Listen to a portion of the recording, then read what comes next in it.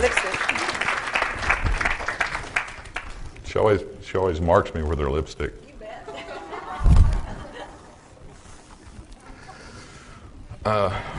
My mother once told me I was going to hell if I didn't change my ways, and judging from the heat around here, I think I'm pretty close.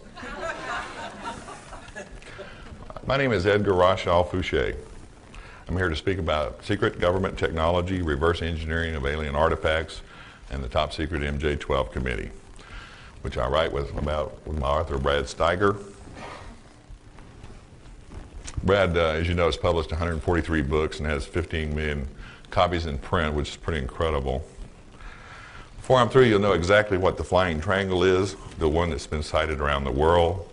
It's the most exotic and classified aerospace vehicle that's ever been built. It may be stealthily hovering over Phoenix, Belgium, or your city. I'll show you pictures of Air Force aircraft I've worked, declassified Air Force aircraft, and classified aircraft that's never been seen before. I'll also explain how we come upon that technology. First, I'll share some of my family background. I was born to fifth-generation French Americans, and many of my relatives for generations have been involved with the government in fields of intelligence, crypto, and classified development projects. This is true as far back as Joseph Fouche in the French Revolution, where he was the prime minister under Napoleon. He was the head of the French secret national police force and a direct ancestor of mine. Joseph Fouche started the first organized intelligence organization in the world.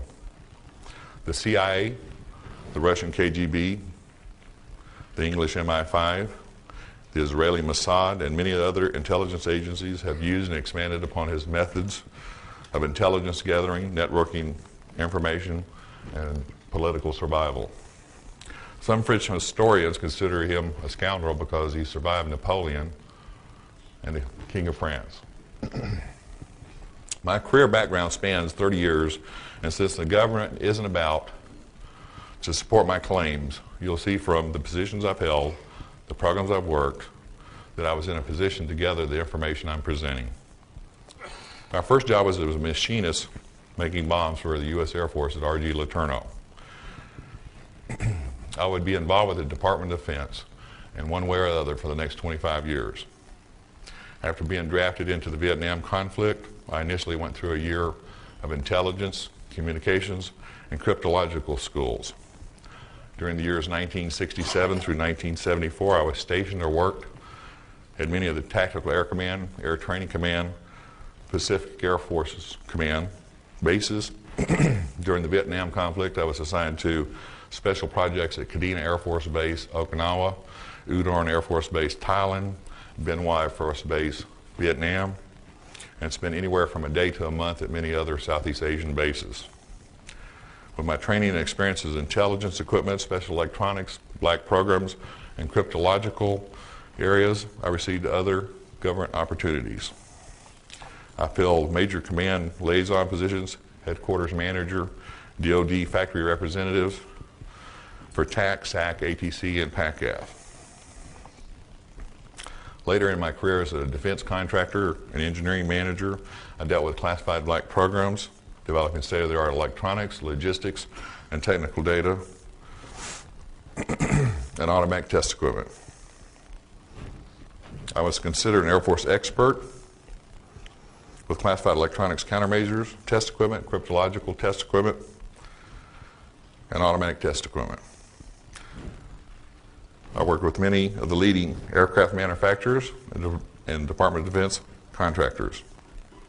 I participated as a key member in flight operational test and evaluation, design, development, production, programs, state-of-the-art avionics, including electronics countermeasures, satellite communications, cryptological equipment, and support equipment.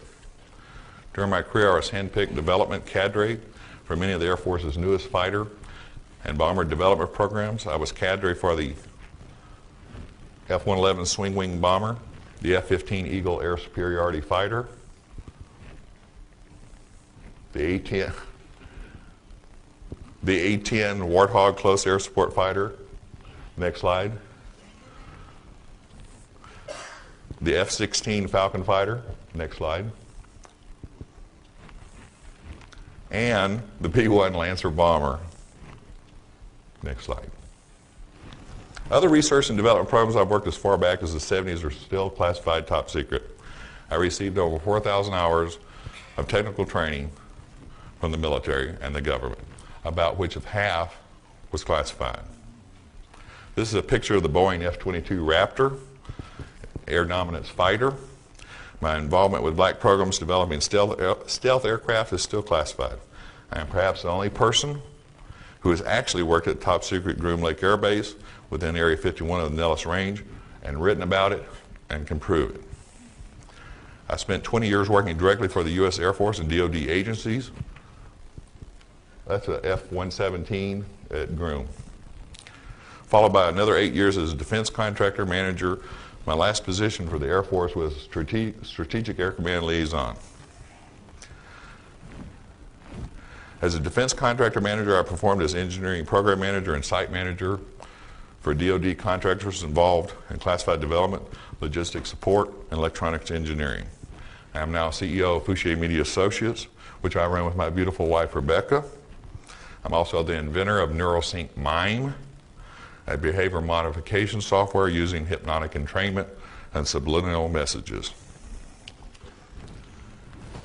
I wrote Alien Rapture: The Chosen in 1994 and 95 after my last trip to California, New Mexico, and Nevada. I undertook this trip to do research for Alien Rapture, which included a meeting with 5 close friends who agreed to release confidential information to me and discuss their closely guarded personal experiences.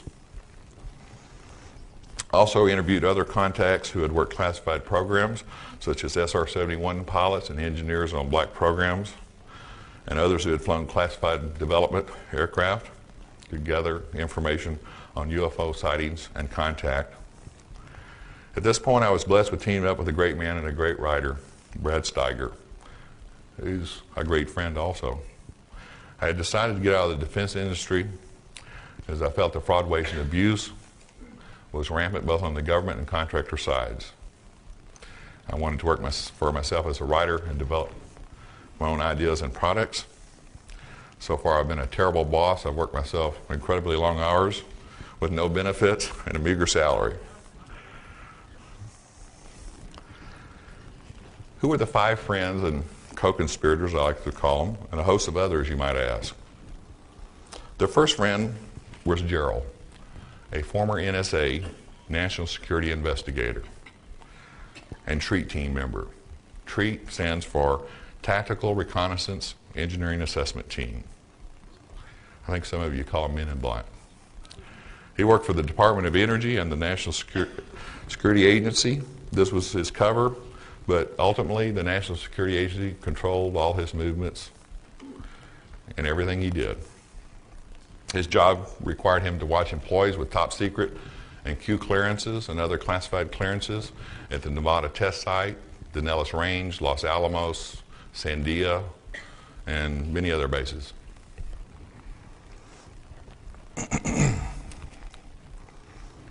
He spent a lot of time out at Area 51 for years before I even knew what he was involved in.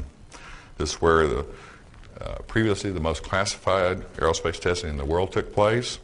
You may know it as Groom Lake, Watertown, the Ranch, or Dreamland. He was found dead of a heart attack a year after our last meeting. The second friend, Sal, was a person who worked directly for the National Security Agency with Electronics Intelligence, or ELINT, and became a defense contractor upon his retirement. The third friend, Doc, was an SR-71 spy plane pilot and a U.S. Air Force test pilot at Edwards Air Force Base. The fourth friend, Dale, and I were in the service together during the Vietnam conflict, and I've known him since the early 70s. His father worked for the NSA for over 25 years, and he's the one that sent me the MJ-12 documents. I'll discuss the MJ-12 documents last. The fifth friend, Bud, was a DoD contractor, electronics engineer, worked top secret development programs dealing with electronics countermeasures, radar homing and warning, ECM jammers, and infrared receivers. He retired as a program manager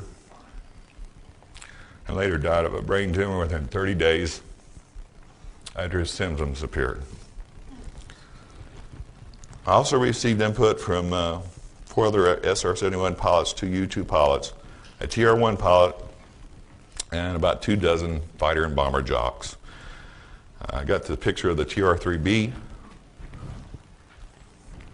or a person in this latter group. At the time, I had no intention of writing about programs I was involved in due to the Secrecy Act and classification documents I had signed. I had my fill of working for the government and defense contractors.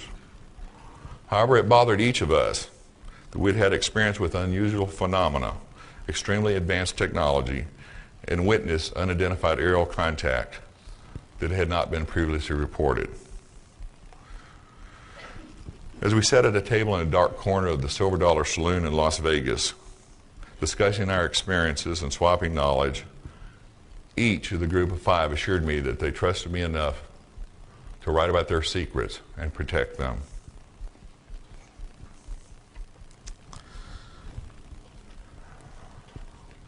We agreed to get together the next year with an understanding that I would contact each of them and set up the meeting. In the meantime, I wrote down all of our notes and their input and their contacts from other friends about unusual phenomena and their personal sightings. Many of the things the group revealed to me were startling, even to me, who had worked 25 years on black programs. I used the information to piece together the story now titled Alien Rapture: The Chosen. I'm going to share some of these secrets and unusual phenomena with you this afternoon. The SR-71 was designed as a spy plane for the CIA in the 60s and designated the A-12.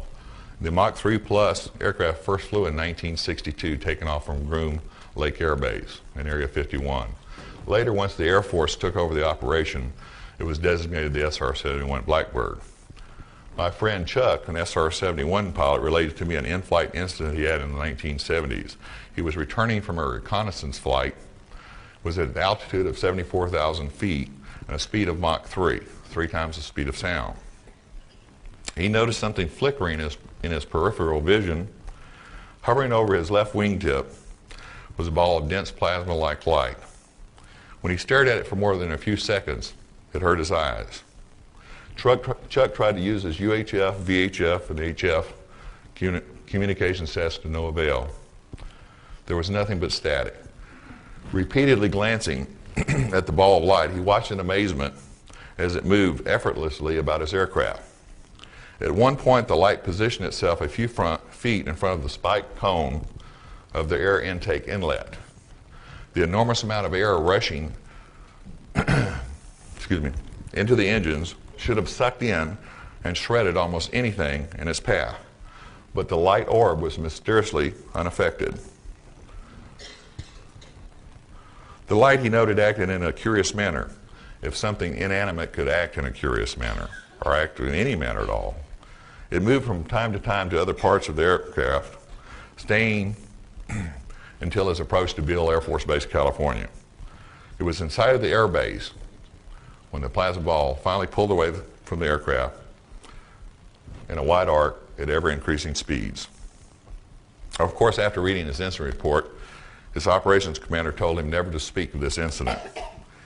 When Chuck related the story to me, he was absolutely convinced this plasma ball was controlled by some form of intelligence. I have over 2 dozen stories from pilots of similar incidents with UFOs and plasma balls.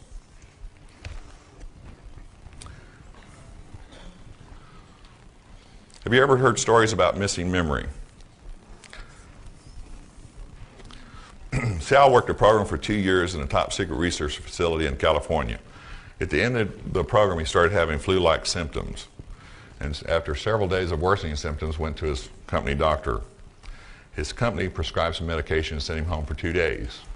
On the 3rd day, he woke up and couldn't remember where he worked or who he worked for. He called his brother. His brother, in a panic, called up the company. The company informed him that his job had been terminated because his contract had run out. Sal was the SR-71 pilot I spoke of earlier. To this day, And I can't say to this day. I haven't heard from Sal in 2 years. The only thing he could ever reconstruct was from his pay records, letter of offer, and his personal notes, engineering notes, to convince him he actually had worked there. The company in question was involved in developing the TR-3B gravity disruption device called the magnetic field disruptor, which is the circular accelerator part of the TR-3B, which I'll go into more detail in a minute.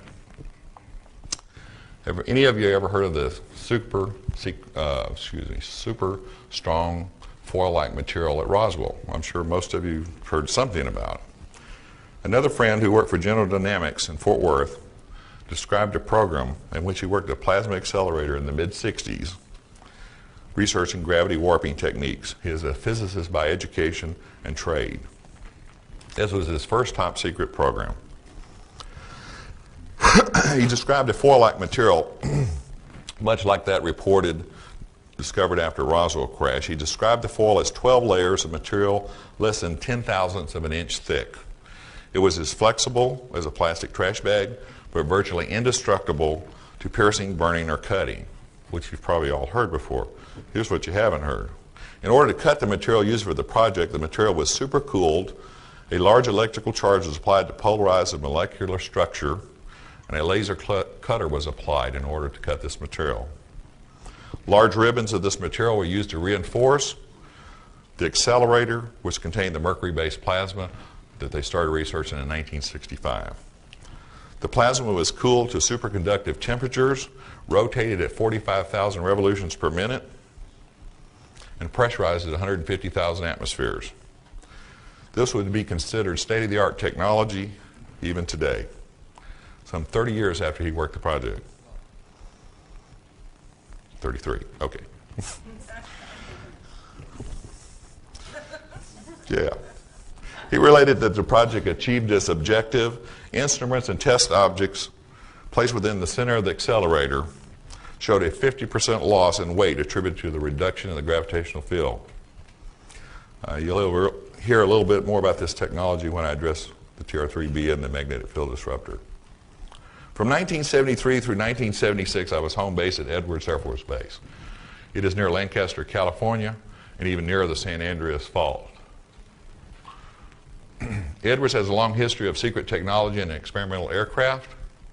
It's a shame that's not clear. That's a B-2 stealth aircraft. It's a beautiful picture. The YB-49 was flown in 1948 at Edwards Air Force Base, which looks a lot like the B-2 stealth bomber. The XB-70 was first flown in 1964 and looks a lot like the new top secret SR-75 the Air Force says doesn't exist. Edwards is the home of the U.S. Air Force Test Pilot School and is responsible for flight operational test and evaluation of the Air Force's newest aircraft.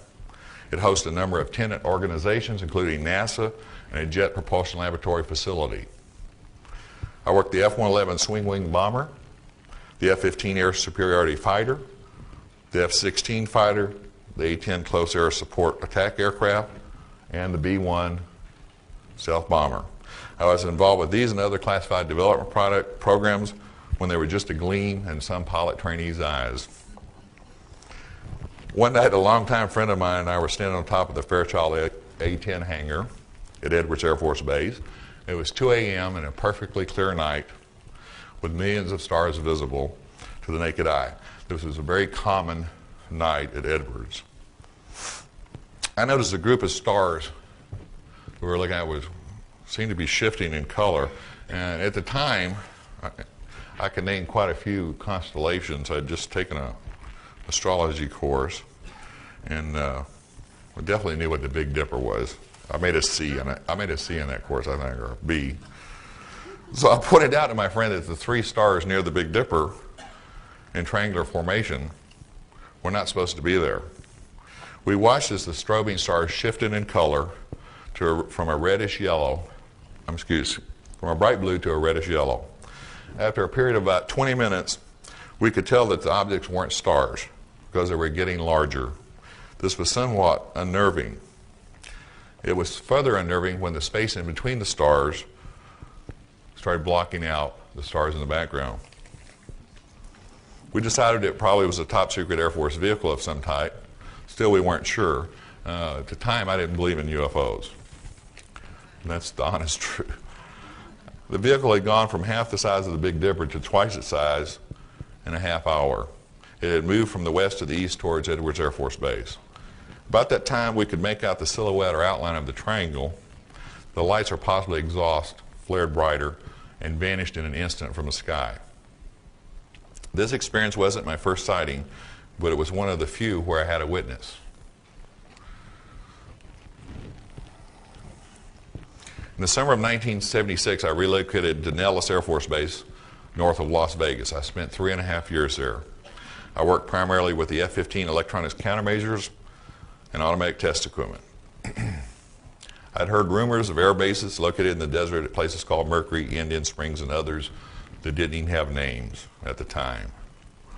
Before the fall of the Berlin Wall and the collapse of the USSR, no one talked about their classified work experiences, nor did we repeat rumors of top secret technology or aircraft. Most of us who had top secret clearances never even told our wives what programs we were working, or where we were going. I once spent 6 months in Vietnam while my wife thought I was at a classified school in Denver, Colorado. The military, in a court of law, has actually denied the existence of classified Air Force Base inside the Nellis Range, out in the Nevada desert, within Area 51. Don't you know the plaintiffs and the lawyer were surprised to hear this? But that's another story. I was one of the few personnel at Nellis who had top secret clearance with crypto access and was certified on specific NSA cryptological equipment.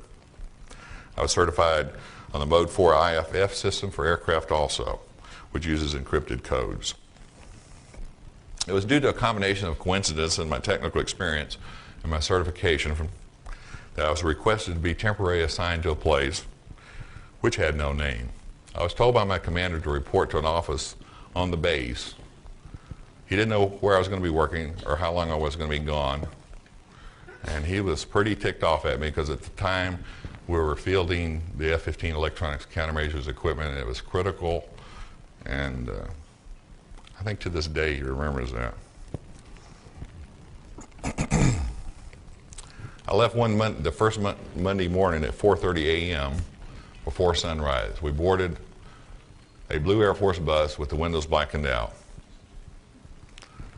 There were 28 other people on the bus on the first trip, including 2 security policemen with M16s and a bus driver. There was only one thing said to us for the whole trip. When we got on the bus, they told us, do not speak.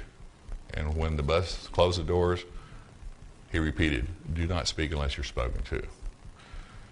Well, if you ever had an M16 pointed in your direction, you don't talk. So we just, and it was pretty bad because the windows were, you couldn't see anything. And eventually this fine silted dust started coming in the windows and you knew you were out in the desert. In the 1950s, the government started building the super secret Groom Lake facilities for the CIA's U-2 spy plane. It's located in the north central part of the Nellis Range and designated Area 51. Construction of facilities continues even to today, except mostly at Papoose and south of there. The SR-71, the TR-1, the F-117, can you back up one slide?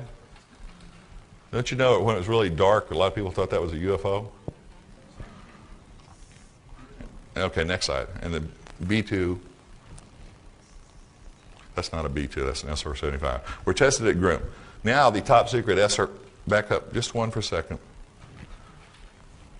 Now the top secret SR-75, the SR-74, now next slide, and the TR-3B are operated there. Many of these aircraft have been misidentified as UFOs. When we reached Groom, the bus had pulled into an aircraft and then shut the doors. The security policemen dispatched the regular workers to their jobs. I was escorted to the electronics building with a sergeant who had an M16. I'm going to tell you something you've never heard before, and every person that comes after tells you they worked at Groom, I want you to ask them about this. Because no matter how much technology you work, or how many times you talk to people, you forget things.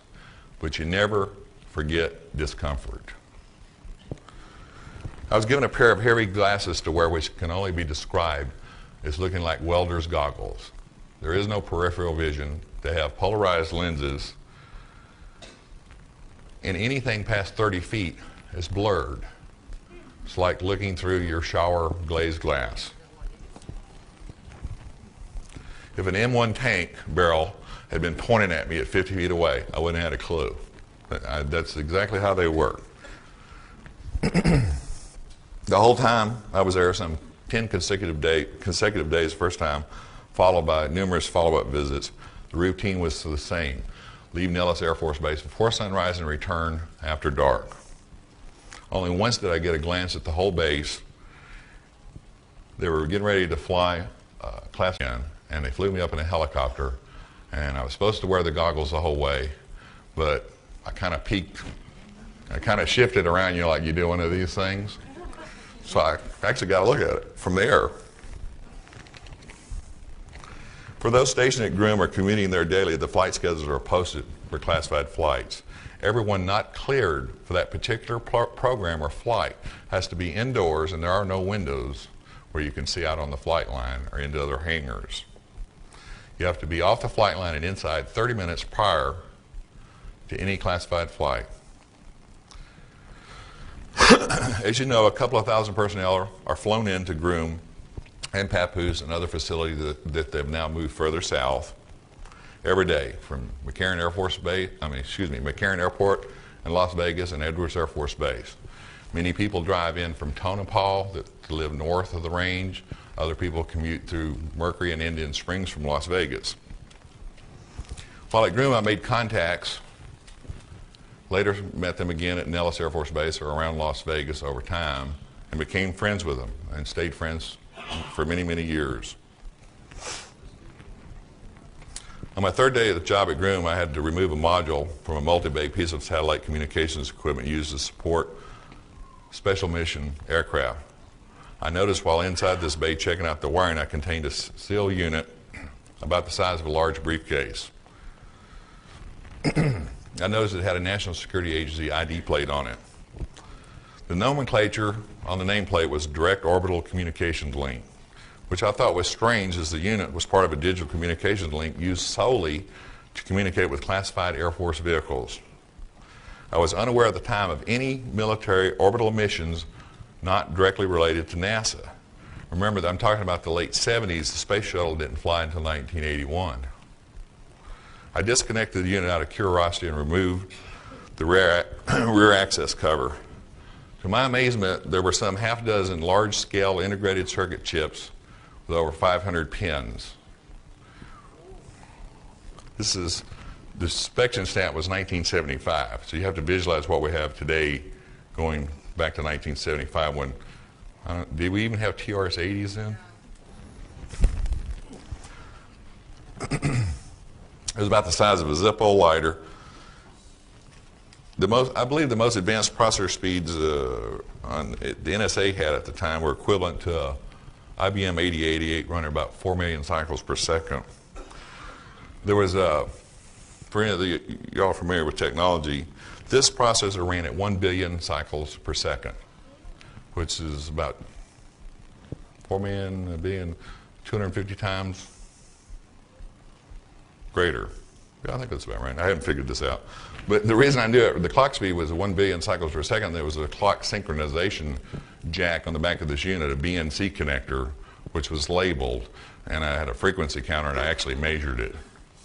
And I couldn't even working on black programs at the time, I couldn't imagine something that ran at 4 billion cycles per second when they didn't even have an Apple II Plus with 48K memory out there. And we had these clunker IBMs that were like 4 bays that only ran at 4 million cycles per second. Yet we had this one circuit card with modules on it. It's incredible if you know even the slightest bit about technology. In the Groom mess hall, I heard words like Lorentz forces, pulse detonation, cyclotron radiation, quantum flux transduction field generators, quasi-crystal energy lenses, and EPR quantum receivers. I'm not going to talk about quasi-crystals. I'll make a prediction. Quasi-crystals is the key to everything you wanted to ever know about how they got here. And that's all I'm going to say about it now. Except one of the quasi-crystals is a hydrogen crystal. I wrote down everything I saw, heard, and touched in my log every night. But as you would expect, the food was great, but it had to be. There was no cable, no alcohol, and no women. So everybody got fat. Later back at the base, my routine went the same, and I also had a part-time job at the Silver Dollar Saloon and Casino that Bill Ladd owned up until a few years ago and may still. I ran their security for him. I had this NSA friend, Gerald, that I mentioned previously, you may have forgot. He's the one that watched the people with highly classified jobs at the Nellis Range, the Nevada test site, and other areas around the Southwest. He was in a supervisor position and was way up in the NSA. But he liked the field jobs. He didn't like staying up around Fort Meade or any of the other places those guys in three-piece suits hang out. But his primary job was watching the people at Groom and the Nevada test site, where at the time they were still doing underground atomic tests, exploding bombs. He happened to mention a vehicle that was boosted into orbit and returned to land in the Nevada desert. It was an unmanned reconnaissance vehicle that took off from a B-52 bomber and used booster rockets to place it in temporary Earth orbit, low Earth orbit, for the purpose of taking reconnaissance pictures. I really thought he was feeding me a lot of bull at the time. And he said, this vehicle is remotely piloted and communications are made via the docile system at Groom. I'm not usually too slow, but it didn't hit me until he repeated, direct orbital communications link, DOCL. Bingo, the light bulb went on. I had seen a piece of the docile equipment at Groom, the one with the large chips in it. These are old pictures of the virtual reality lab at Brooks Air Force Base, where they developed the software to fly these classified, and by the way, they call them IPVs, independently piloted vehicles, not UAVs or RPVs on the black programs.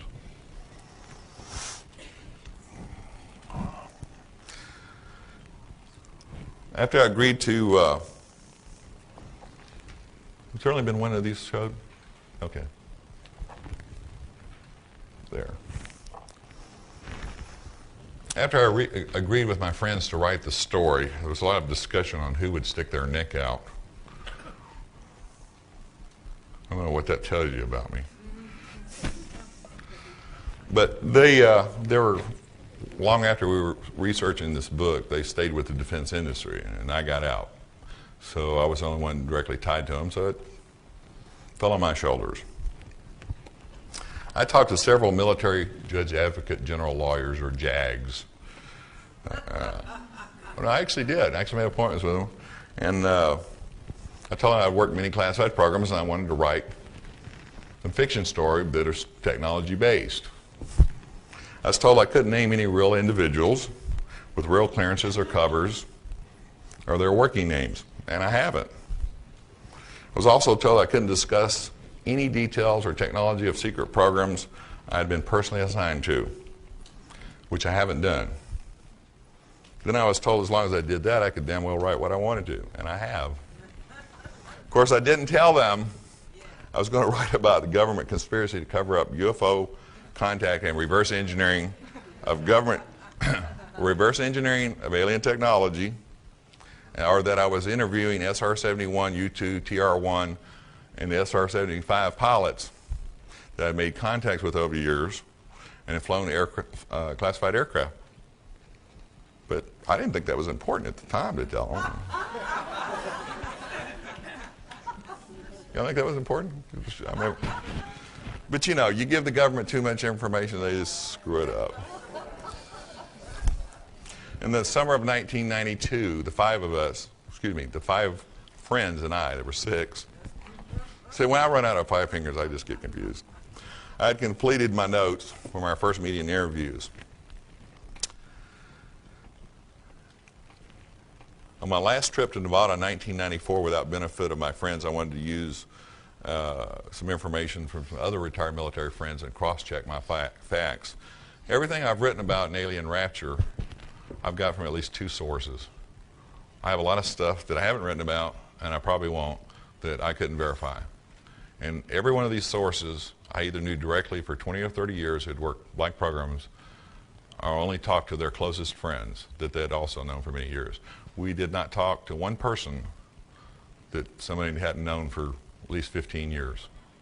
We didn't want any strangers appearing with information. We only trusted our closest friends.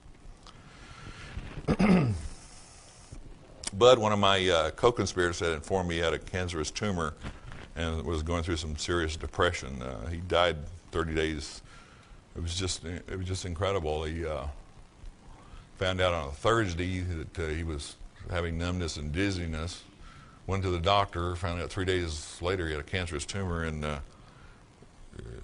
29 and a half days actually later, I talked to him the night before he died. He was gone. So this was a blow to all of us. He was our guru. The remaining 3 friends, Sal has dropped from the face of the earth. It's hard to define paranoia in a group of 6 people like we were at the time doing what we were trying to do. But Sal was the most paranoid, and he's called us up a little over 2 years ago and said, I don't know if you're going to hear from him again, because we actually had a publisher and were convinced we may have a chance of getting this out before the government set on it, so he just freaked out. He's I like to imagine that he's like on some island in the Pacific drinking Mai Tais or something, I hope. Let me talk about my friend Doc. He has a theory that UFOs seem to like fast aircraft. This SR-71 pilot, Doc, was stationed at Kadena Air Force Base, Okinawa, where the SR-71s were stationed on the SAC side of the base back in 1973. In fact, I think they still are. I was there last time in '81. While flying back across the South China Sea from a reconnaissance mission, he encountered a shadow over his cockpit. Doc said his avionics systems went totally haywire and he felt the aircraft nose down slightly, which can be dangerous at 2,000 miles an hour or 35 miles per minute. When he looked up, he was so startled that he almost panicked immediately. Made evasive maneuvers to his right and down, which is one of the maneuvers they make if there's a missile detected. Doc said the object was so big that it totally blanked out the sun. His estimate was it was 250 feet to 300 feet across. It was oval in shape, but he wasn't sure of the exact shape because there was a shimmering halo of energy surrounding the vehicle. About 3 minutes later, and some thousands of feet lower, the vehicle reappeared on his left wingtip. He tried his UHF, and all he could pick up was a deep electrical hum. He abandoned his attempts, made evasive maneuvers, and for the next 10 minutes, this thing moved about his aircraft effortlessly and stayed right on top of him. Doc said and I'm going to quote him exactly, Doc said he got this sound in his head, and his words were, like a swarm of bees in my brain, which is, it's an interesting, must be an interesting sound. The aircraft would move from the left to the right wingtip of his aircraft, and it would take about 2 minutes to move back and forth. When Doc returned from his mission, it was the same routine as the earlier incident I told you about. His commander drug him down to his office the minute he opened his mouth about the incidents and gave him a direct order not to talk about it, or they'd throw the book at him, and the book is the UCMJ. One of the interesting things that Doc related to me, being an SR-71 pilot and a U.S. Air Force test pilot, which is the elite in the Air Force are the test pilots. He said he didn't know one test pilot or SR-71 pilot or astronaut, and he can name most of them and give you their birthdates and their wives' names and tell you where they lived. He said he didn't know one that hadn't had some type of contact. But he also said he didn't know one that would ever come forward and be honest about their experiences for fear of retaliation from the government. You have to realize these people's pensions, which includes their livelihood, their medical coverage, their commissary and BX privileges. You know, the government controls all that, as do they mine, by the way.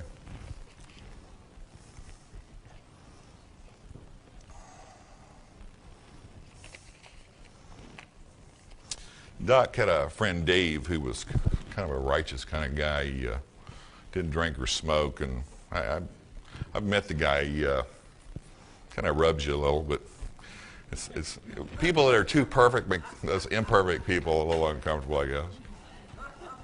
But Dave was drinking sake and over in Okinawa with Doc, which is kind of surprising since Doc had never seen him drink before.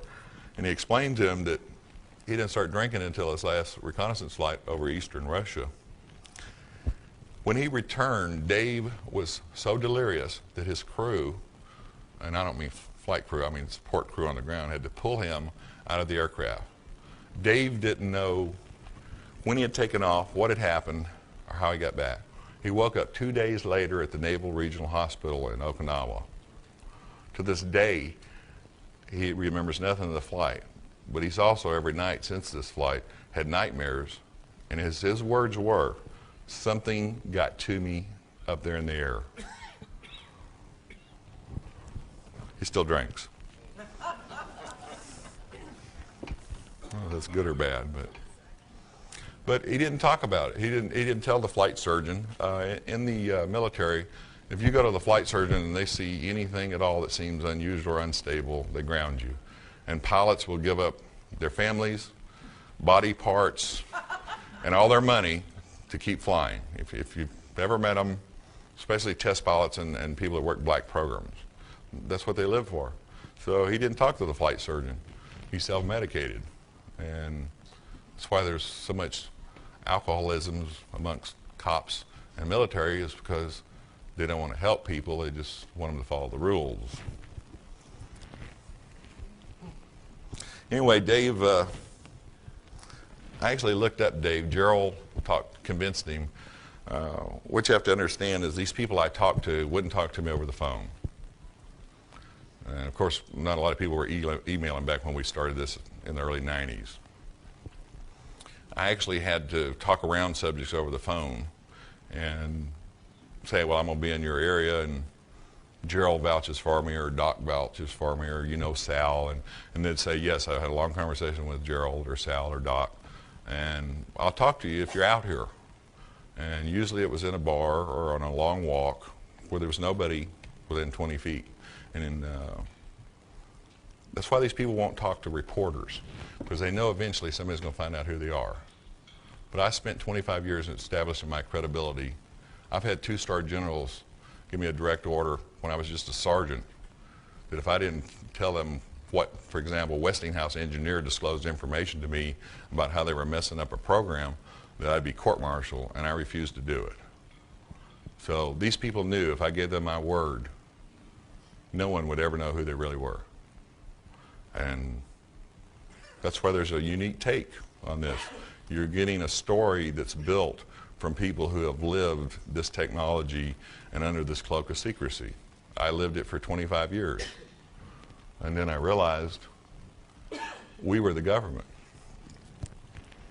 Next slide. One day while at Nellis, we were informed there was an F-15 that had crashed out on the Nellis Range, which is near Area 51. This was in 1977. A lieutenant colonel who was a commander and a pilot, and Doc Walters, the hospital commander at Nellis, actually flew into the side of a mountain while doing a routine functional check flight. I've written about this story in detail in Alien Rapture. A sergeant who worked for me recovered the heads-up F-15 heads-up display film canister because he was assigned to the accident investigation team. He told me a guy in a dark jumpsuit from Washington, D.C. had immediately pounced on him and the camera when they recovered it out in the desert, which was very unusual because everything else that was picked up was standard procedures, was logged, marked, photographed, and taken back to an assigned hangar for analysis. At the time, I'm not sure, I'm trying to remember, I think it was Fairchild, was prototyping CCD cameras which is, of course, everybody has them now, but for the F-15. This F-15 had a prototype video camera on it. It also had a flight data recorder. This guy in the jumpsuit, when they were recovered, were turned over to him without question. So I don't know who he worked for, but I don't think he worked for the Air Force.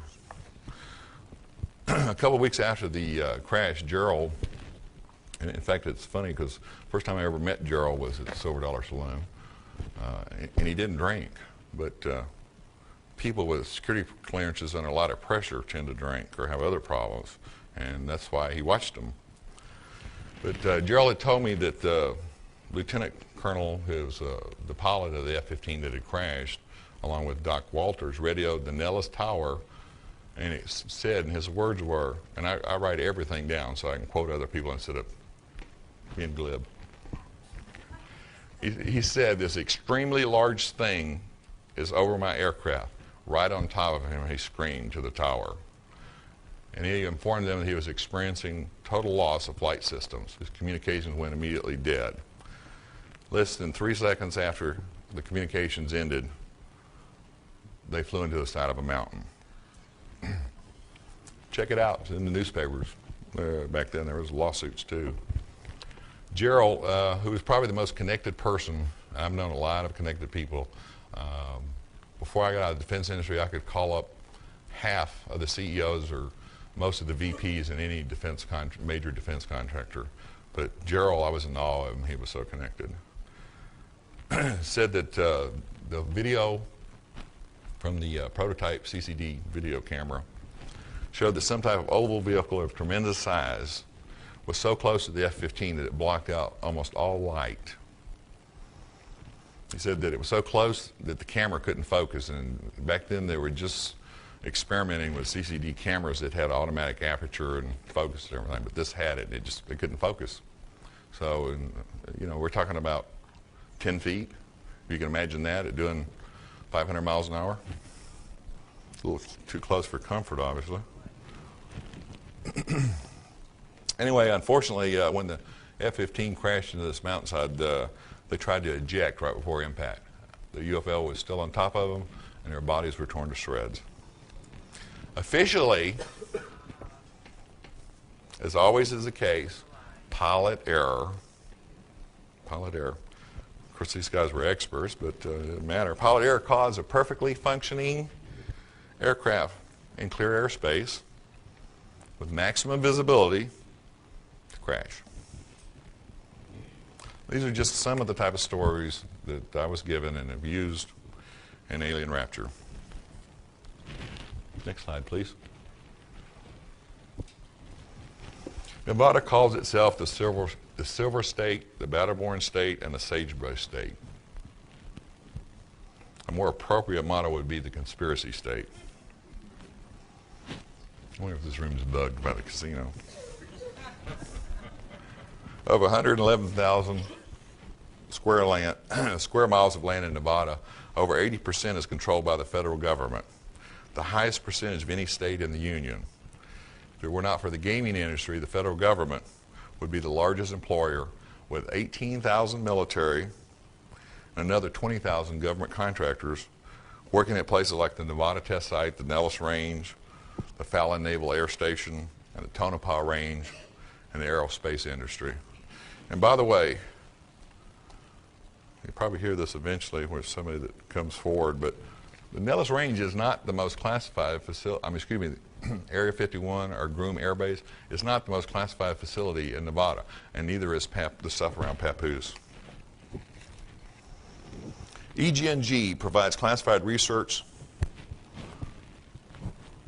development, and services for the military and government. EG&G supplied the technical and scientific support for nuclear testing and energy research and development programs. EG&G provided large diameter drilling and mining and excavation equipment for underground and mountainside facilities. They built these hidden bunkers, mountainside hangars, and vast underground facilities at Groom, Papoose, Mercury, and other places in Nevada. These facilities and observation posts are extremely well camouflaged. In fact, I'm going to I keep wanting to tell you these little anecdotes, but I'm afraid we'll run out of time if I do. But we'll take some questions here.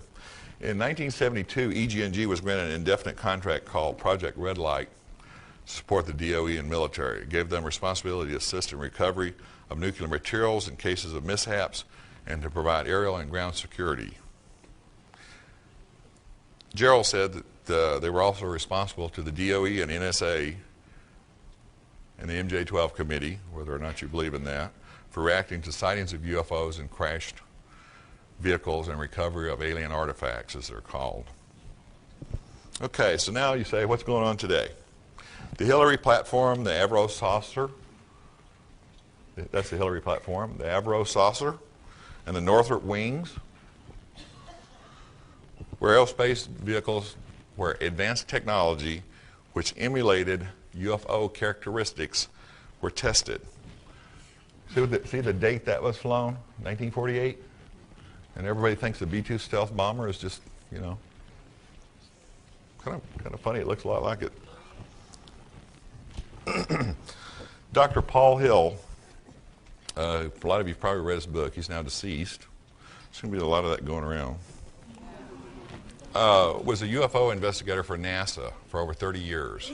Everything he wrote in his notes was classified top secret, and he couldn't publish it. But his book got out because his daughter published this manuscript. If you want some more technical information, I suggest you read his book too. Lockheed's Advanced Development Projects Division, known as the Skunk Works, developed the A-12 for the CIA. What's really funny is 30 years after they built the SR-71, it broke the land speed record from LA to New York in 1 hour and 4 minutes. And it still didn't fly its max classified speed or altitude. Area 51, the Groom Air Base Facilities, has a 6-mile long runway, the longest in the U.S.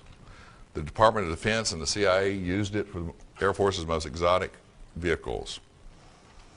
You ask why a 6-mile long runway? Well, up until the SR-75, the vehicles that came after that, you need a runway with high takeoff speeds because they also have very high landing speeds. They have 75-degree or more radical swept-back wings, but the newer vehicles don't need long runways, so they've moved out of Groom. My sources estimate that up to 35% of SDI funding was siphoned off to provide primary expenditures for the Air Force's most secret black program ever, which started in 1982. For those that haven't already figured it out, the Aurora program is not a vehicle. The Aurora program is a code name for the ongoing project to research and develop advanced aerospace vehicles. And there have been a number of them, and we'll get to that.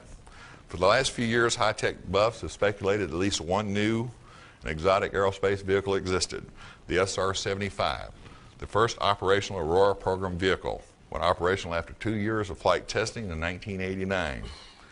The top secret SR-75 is a hypersonic strategic reconnaissance spy plane called the Penetrator. It is a mothership, which I'm getting into here. Hypersonic speeds, by the way, start at Mach 5.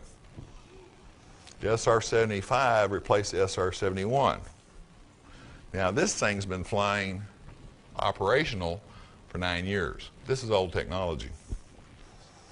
The new SR-75, I call it new because it's new to a lot of people, is capable of positioning anywhere in the world in less than 3 hours. It carries multispectral sensors such as optical, radar, infrared, and laser.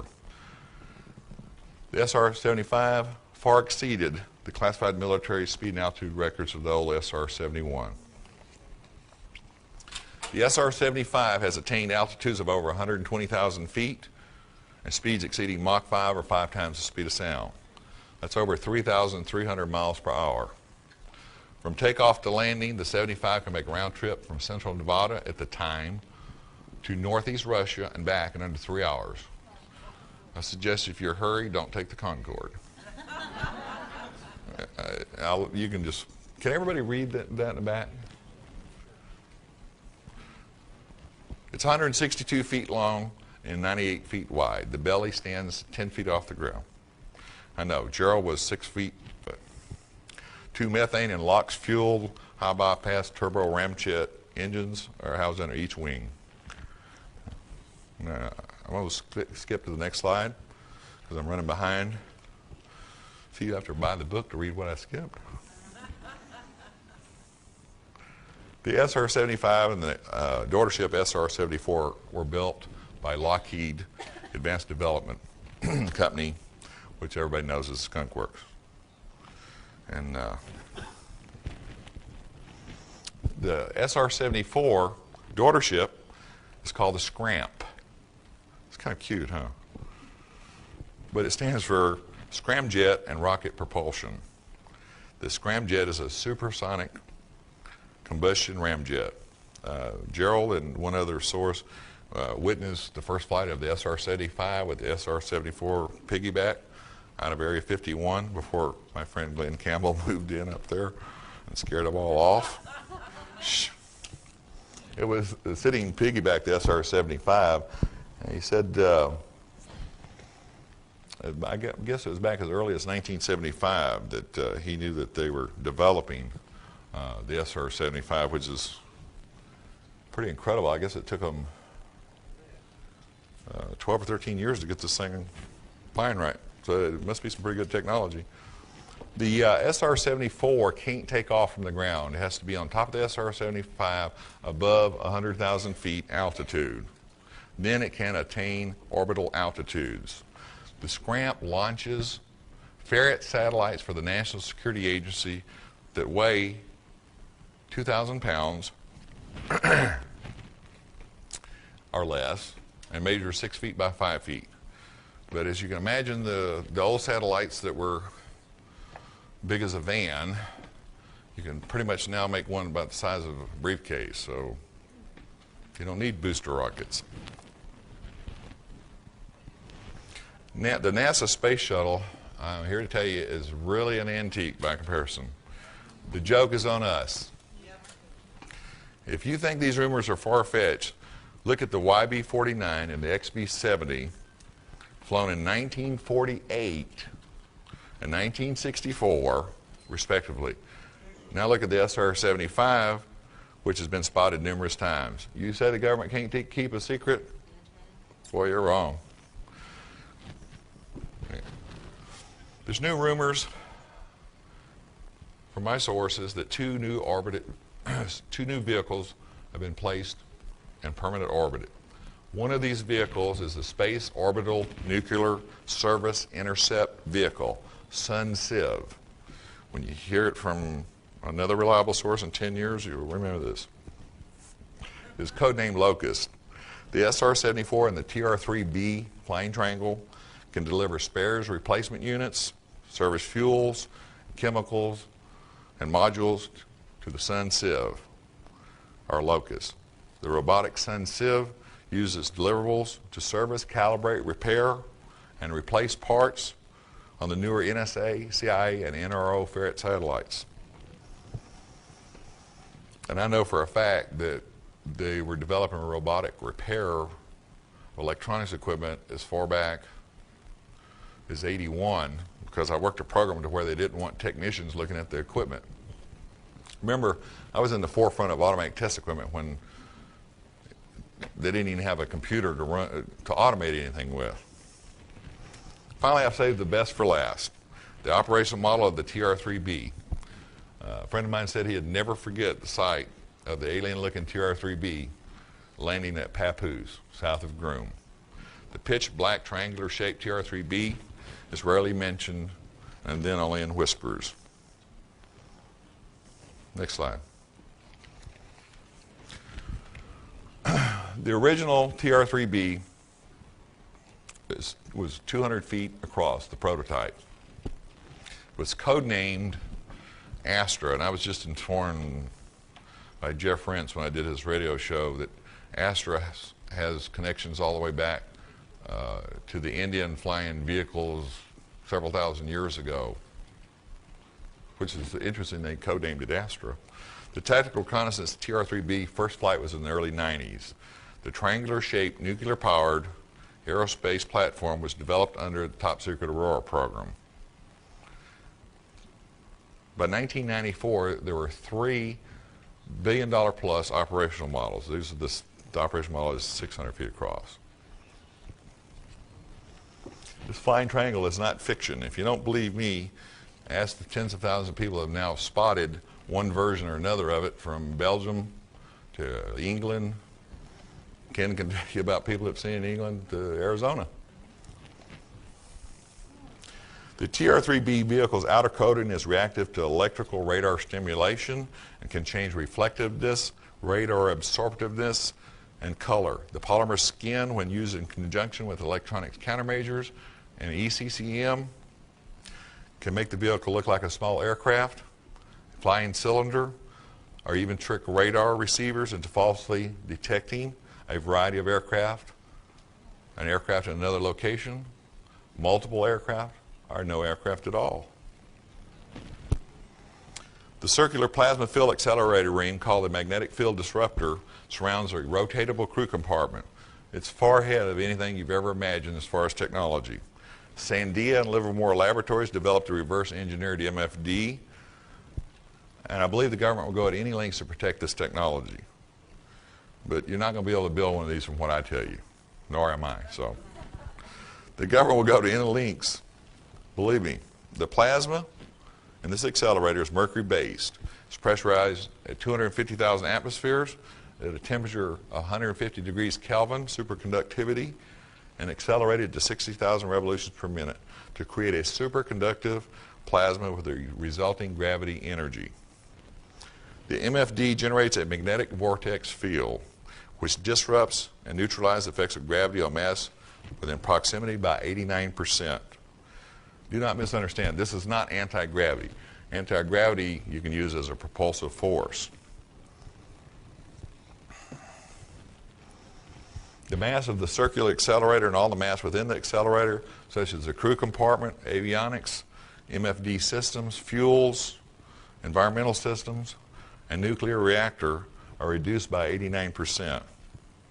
This causes the effect of making the aircraft extremely light and able to outperform any aircraft yet constructed, except of course those we didn't build.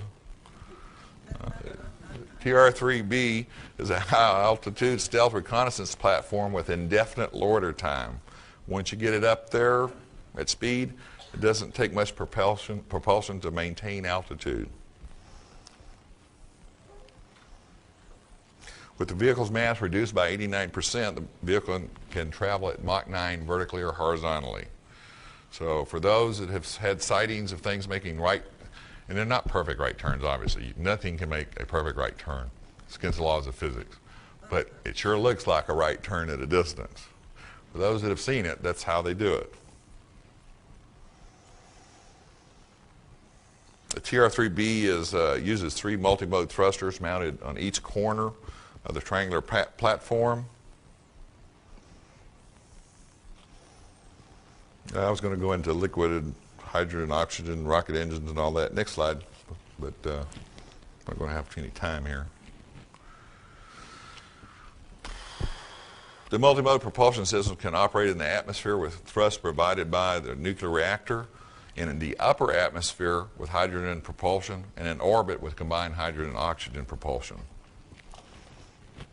The original picture of the TR-3B was taken with a digital camera that was carried on a Special Operations C-130 out of Hurlburt Field.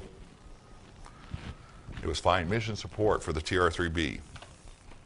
The current picture, by the way, that was developed with 3D Studio from that digital picture hangs in the black vault at Lockheed. That's all I can tell you about that. Minimum of 4. Next slide. It is a C-130, by the way, that he was flying. Many sightings of UFOs are not alien vehicles, but top secret TR-3B, other Aurora vehicles. Next slide. That was the original digital picture. Next slide. I do have 25 minutes? Okay, I'm skipping along. So. Really?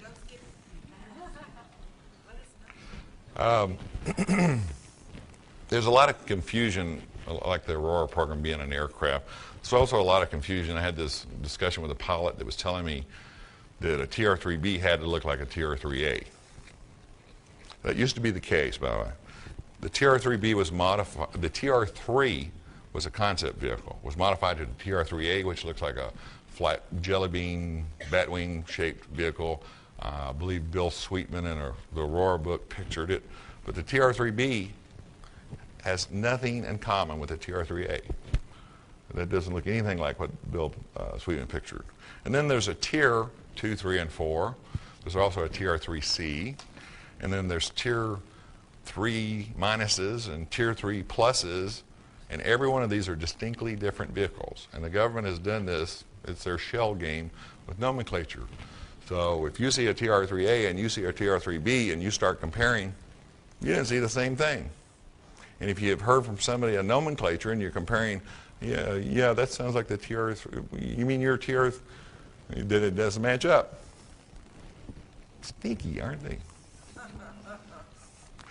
Before Gerald died, we had a long conversation. He was sure he had documentation that could prove the existence of reverse engineering of alien technology. We talked about a lot of things, but I don't know. I've published just almost everything that was given to me or passed on to me. I don't know what else he knew. He was obsessed with quasi-crystals, and I'm not even going to get into that because I'm not a physicist and I don't want to understand that. I also believe that Colonel Corso, do you like that picture? Whoever can really figure out what it really is, I'll buy you a Coke. You ever seen a convertible aircraft? Leave it there for a second. Can everybody see that?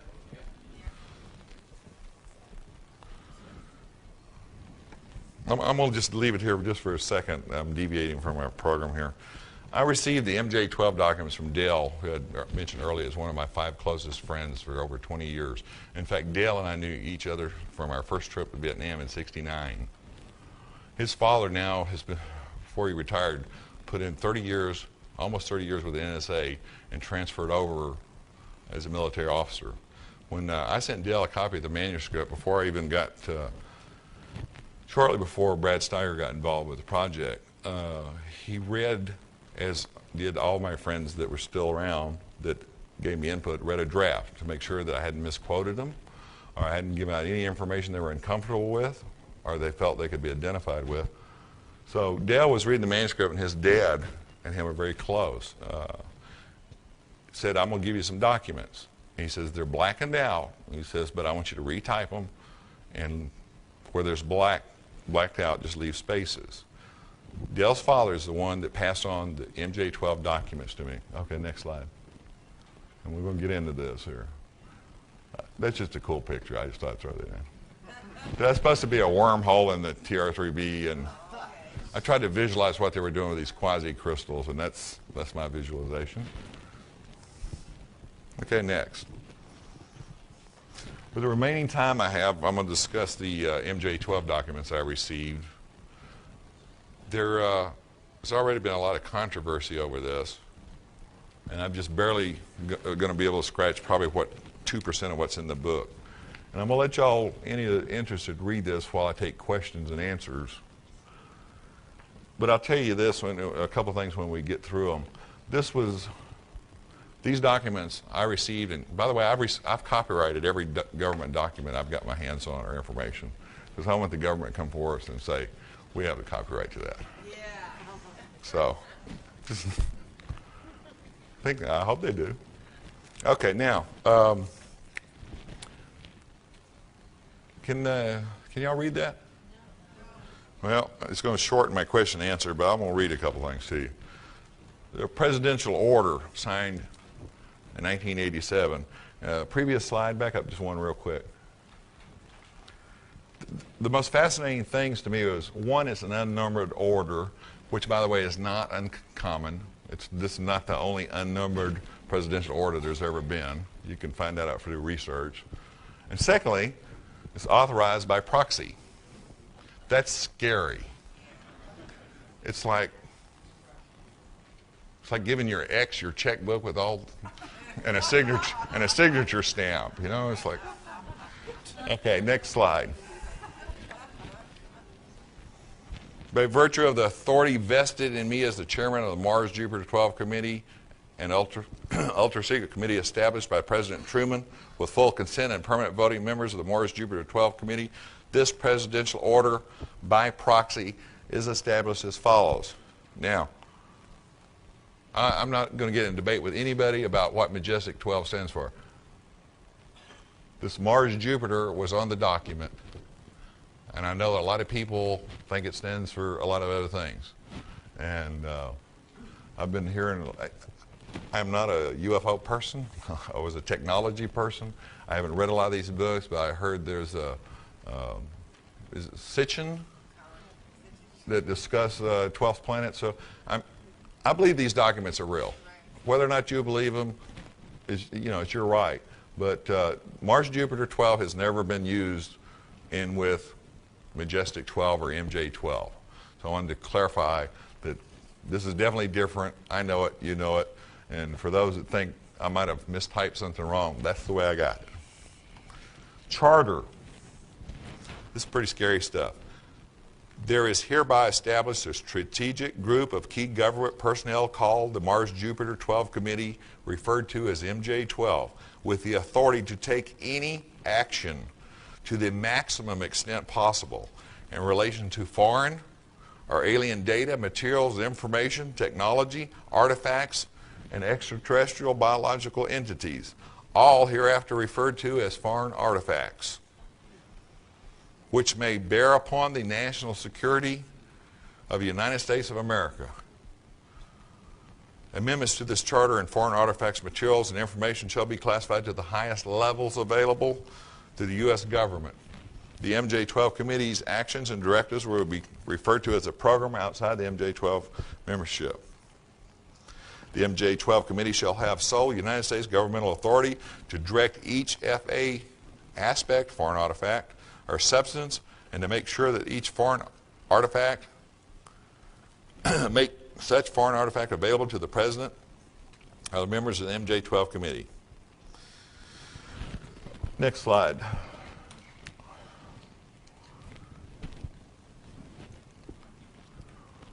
The several departments and agencies of the government and Department of Defense, as identified by the MJ12 Committee, shall be notified by Department Directive to consider any foreign artifact is highly classified and alert DoD Foreign Technology Division immediately upon occasion of any incidents, happenstance, or encounter with foreign artifact. We now know what a foreign artifact is. We've seen a few of them. Next slide. Next slide. Before somebody really good at researching discovers the date on the go back one? Yes, ma'am. Okay. Before somebody just I'm sorry. I'm going to deviate from this just a second. I want to clarify something. Certain dates and names were left out of these documents. I personally filled them in. Brad and I talked about who was most likely the person. We did our best guess. But before somebody really good at research discovers that February 22nd is my birth date, I'm going to tell you it is. The year was in there, but not the date, so I put the February 22nd in. It's cool. It's George Washington's birthday. Now, the original MJ12 documents presented by Brad Steiger, Stanton Friedman, and Shandera, I think I'm getting the name wrong, but referred to an attachment D, or autopsy report. Next page, next slide. These are just dates and names that are very similar to the original MJ12 document. Next.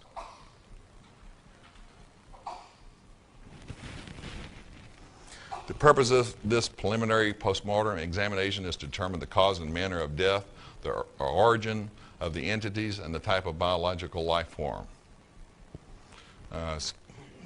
We're not going to get to the meat if we don't move through this general stuff. Next one. This basically talks about unidentified debris, where it was crashed, who was there. Next slide. Now, what you have to remember is I received and copyrighted this information prior to 1994. This is before Corso ever wrote his first draft. It is before the alien autopsy film was known about, even by Tim Shawcroft, who I just did a video interview with last night, and they were the first to publish the alien autopsy. All this was copyrighted before anybody knew anything about things that have come since. And this is another thing that validates these documents, at least for me. One is the fact that they discussed that all the bodies were identical. And trust me, when the military says identical, we're talking identical. I'm not going to read the details because there's some highlights I want to get into. Next slide.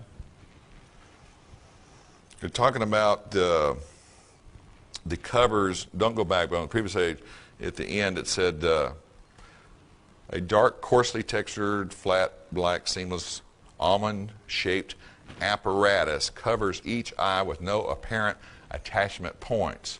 For a lack of better description, eyeglasses or sunglasses come to mind. Perhaps their apparatus is an aid in distance viewing, blocking harmful solar radiation, enhanced spectrum detection, low light or infrared vision, or some other unknown use. Again, I'll make a point of this.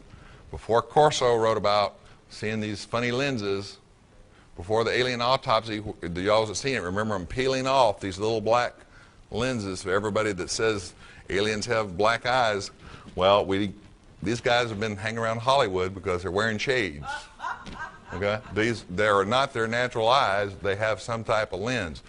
All this was copyrighted prior to 1994. We have documentation.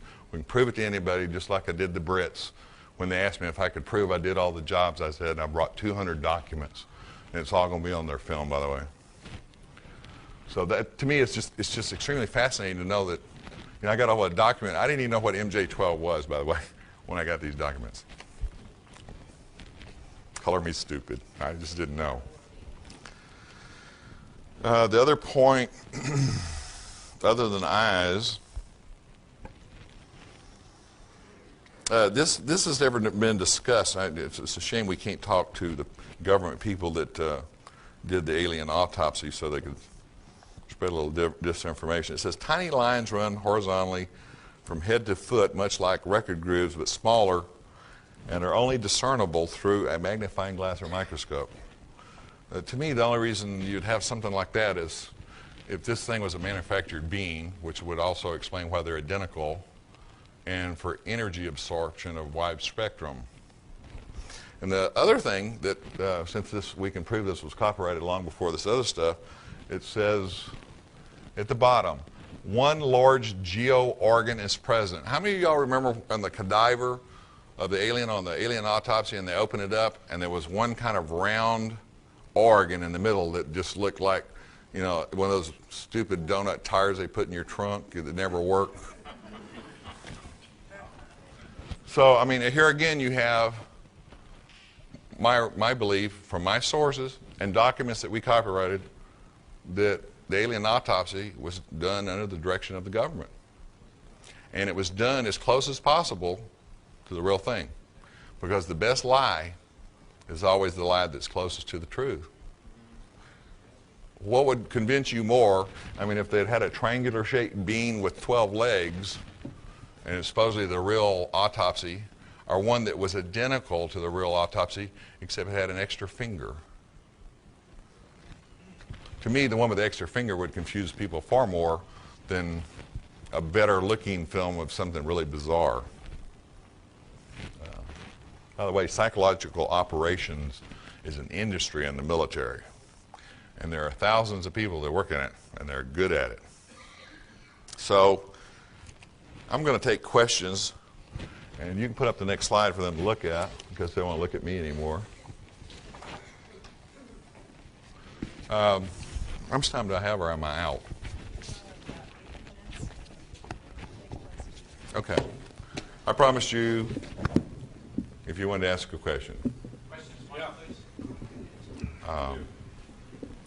You have that?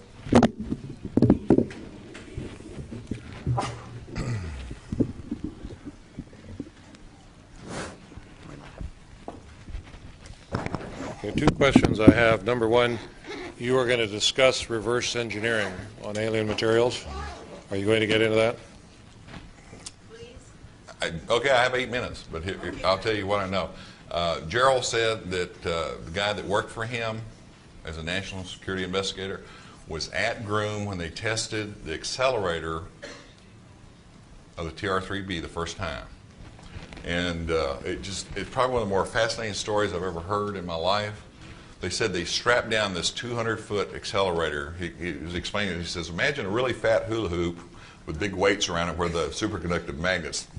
They bolted this thing down with bolts that were 2 feet across into concrete. The chain links were 6 feet. I mean, if you can imagine a chain link out of steel. They bolted this thing down. He said he couldn't believe it. It was just like the Manhattan Project. They didn't know if this thing was going to burn a hole through the earth, set off a chain reaction in the atmosphere, or take out everybody in northern and central Nevada. They turned this thing on, and they've got, I mean, dozens of cameras, people hidden around places where they could watch the cameras, and they held their breath, and nothing happened. Nothing.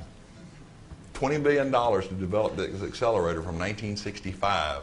And I know a guy that worked at General Dynamics when and they might have been doing it before that, but I can track it back as far as 1965. You know, that much time, that much money, it did nothing.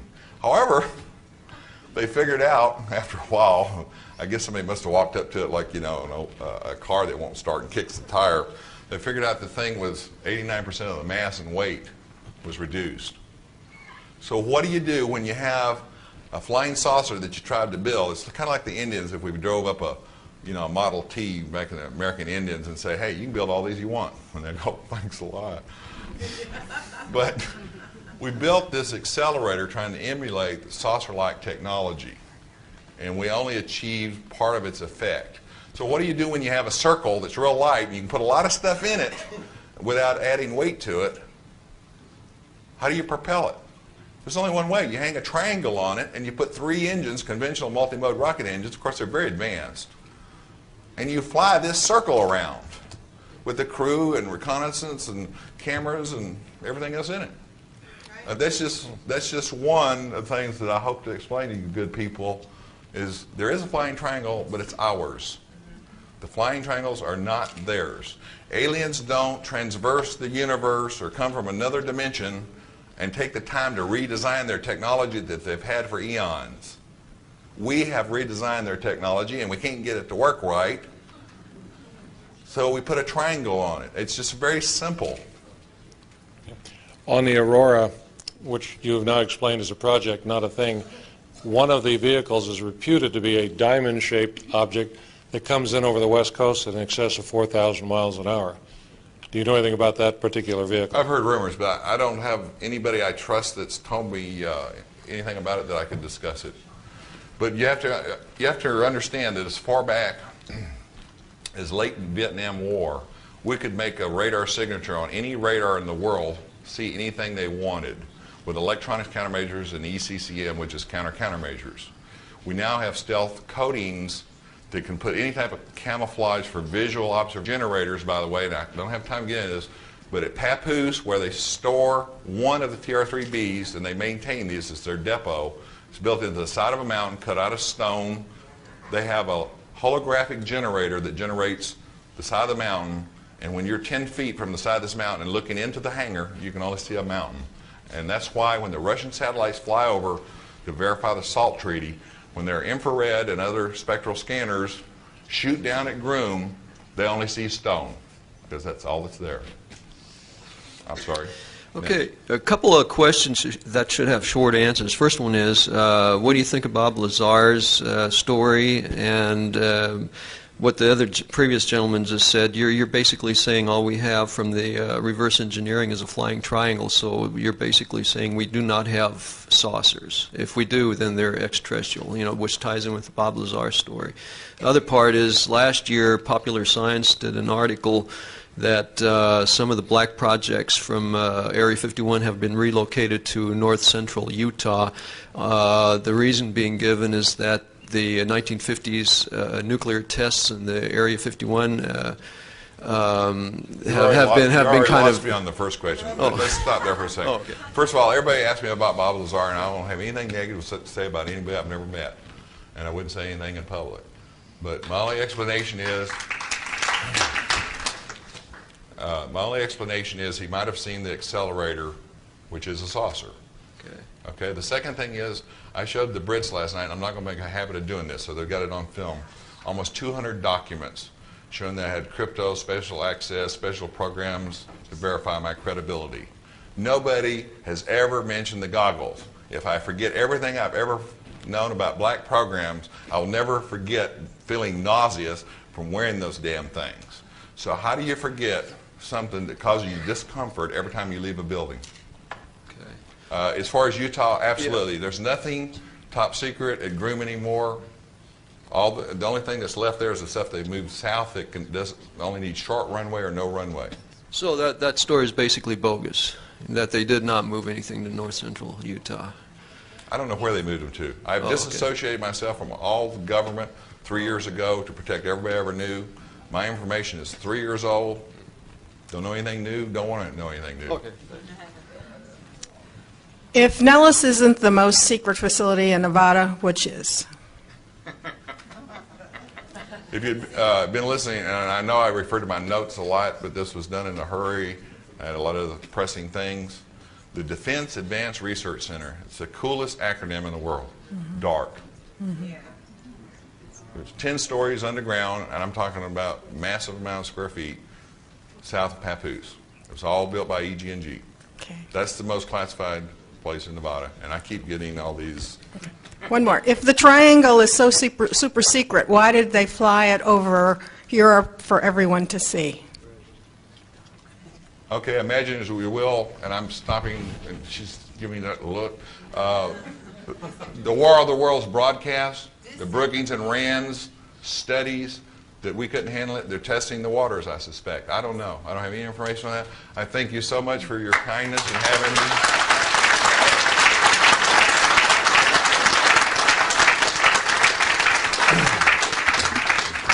I'll be outside with cards that have webpage information, email, ordering information, and even a couple of copies of my CD on behavioral modification. Thank you, Ed. Thank you very, very. I'm so glad you met it back.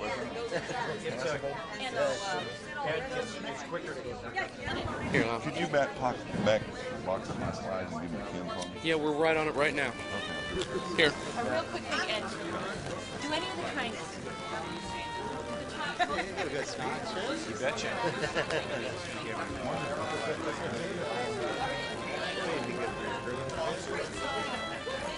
He mentioned in his last paragraph, yes, we are. Huh?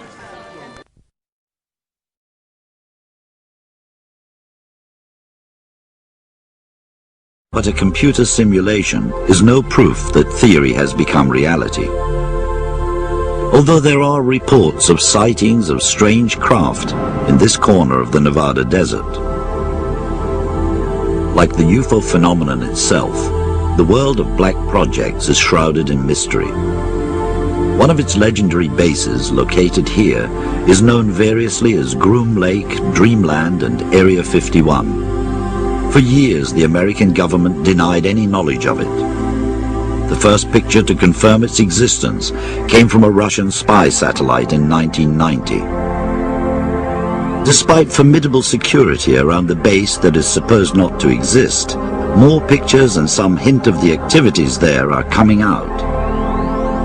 Area 51 is the primary classified test facility for aircraft by the United States Air Force and the U.S. intelligence community. Traditionally, that's the location where new reconnaissance aircraft, such as the U-2 and the SR-71, new stealth aircraft, such as the F-117 fighter, have been tested. It's also the primary facility where aircraft acquired clandestinely from Russia or other countries are stored and tested for evaluation. Reliable information on what goes on here is difficult to come by. Although some claim to have worked at Area 51, there is a suspicion that those who talk don't know, and those who know don't talk.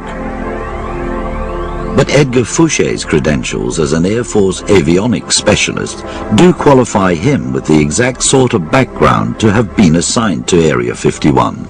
I was there to repair and do a couple of modifications.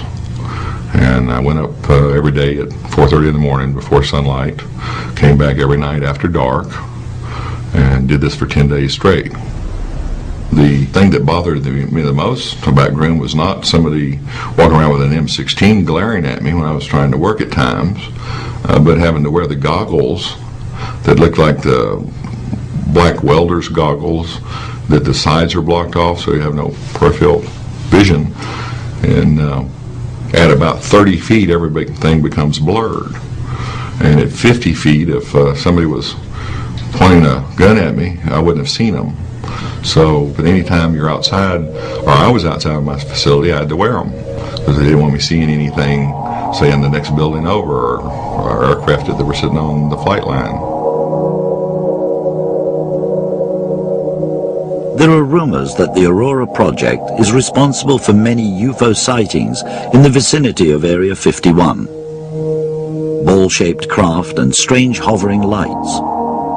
There are those who believe that Aurora has produced a revolutionary breakthrough in advanced technology.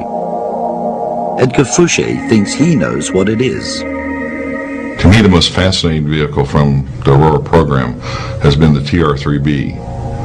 It's a triangular-shaped vehicle that uses a circular accelerator, as you imagine a circle within a triangle, that rotates a mercury-based plasma at 60,000 revolutions per minute, pressurized at 250,000 atmospheres, and supercooled to 150 degrees Kelvin. I absolutely believe that all the triangular-shaped vehicles that have been spotted belong to the U.S. government. The only thing that could outmaneuver a TR-3B would be the things we copied it from, which would be alien vehicles. Edgar Fouche can produce no proof that he has ever had any connection with Area 51. And the notion that Area 51 is in possession of recovered alien technology and reverse engineering it into exotic new propulsion systems and craft is widely held by those who believe in UFOs, as does Edgar Fouche. And there is no evidence that his TR-3B aircraft exists.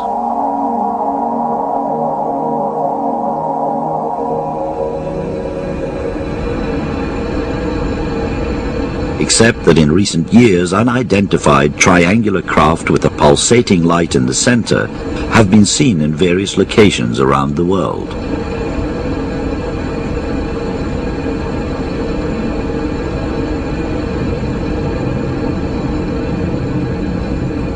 You have my word, whatever it's worth, that I trust my friends. I believe what I've seen, what they've seen and told me. And I believe this technology exists. I'm absolutely convinced. Fact or fiction? Can black projects such as Aurora and its predecessors be the answer to what pilots and others have been seeing around the world over the past 50 years? Back in 1967, I have absolutely no doubt that there was no military craft of that shape and that capability flying.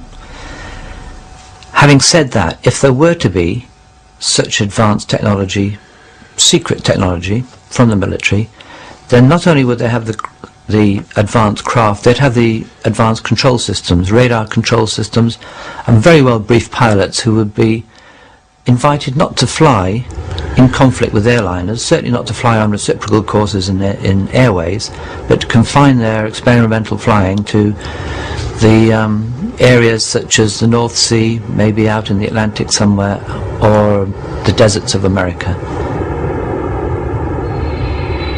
Maybe at that time was the SR-71, the American airplane, but they can fly at about a 3.3 max. and the radius of turn at that speed is about 20 miles. And this object was in a hard turn to the right and disappear. Was very impressive. I don't think it's a secret weapon or something like that. It was not an airplane, it was an object, an unknown flying object.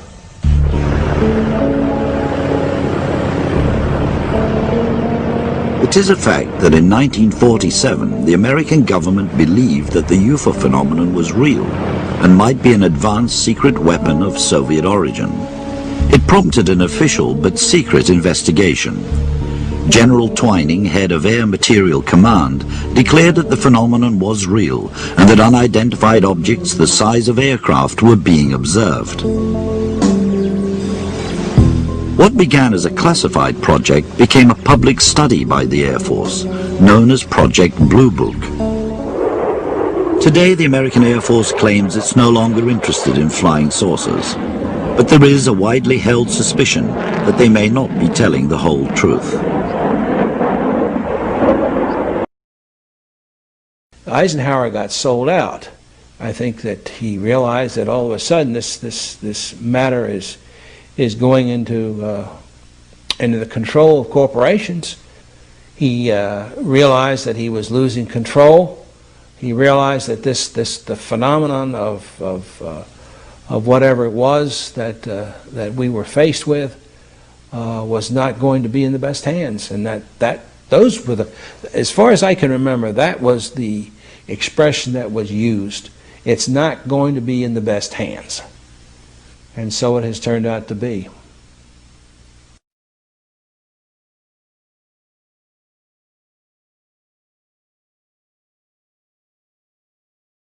One day, Sergeant Allen and the other sergeant, and I'll remember his name soon, Sergeant Atkins. They were, and Sergeant Montalegre, and they came to us and said, "Look, you know, we got a situation where we have an aircraft crash that's possibly friendly, and they need us to go and secure the crash site." And well, we found the area really easy because there was a huge gash in the land where something had crashed. Everything was burned, and it was like if you had almost cut like a warm butter with a knife. I mean, it was just, it's like something on fire or had or some kind of energy, like a laser almost had like gutted. I mean, it was really strange, and basically we were the first ones to see the object.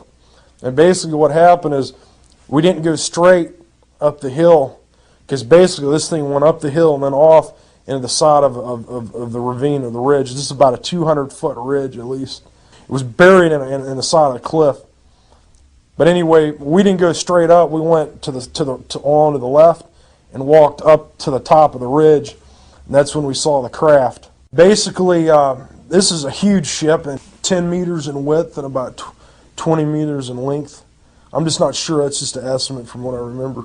But it was huge. I mean, it was big, man.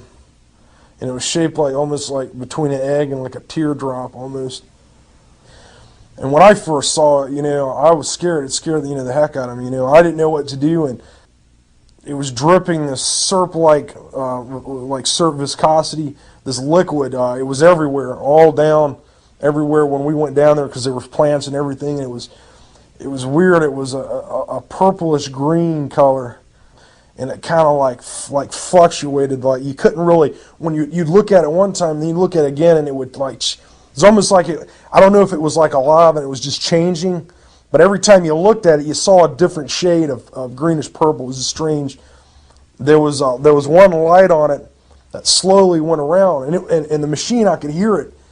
I guess because it was still functioning, and it had like a hum to it, like a really bass, like say if you unplugged an amp from a guitar, that kind of it was really it was really deep, and it kind of fluctuated, and then finally it just cut off, and everything just seemed to stop. When I was looking at the craft, it was buried, so I could see the back of it, and there were these large vents. Well, they look like vents, sort of like a fish gill on the back. I couldn't see around the other side, and I'm assuming that it was the same way on the other side. That looked like, I don't know, that could have been used for propulsion. I'm not sure.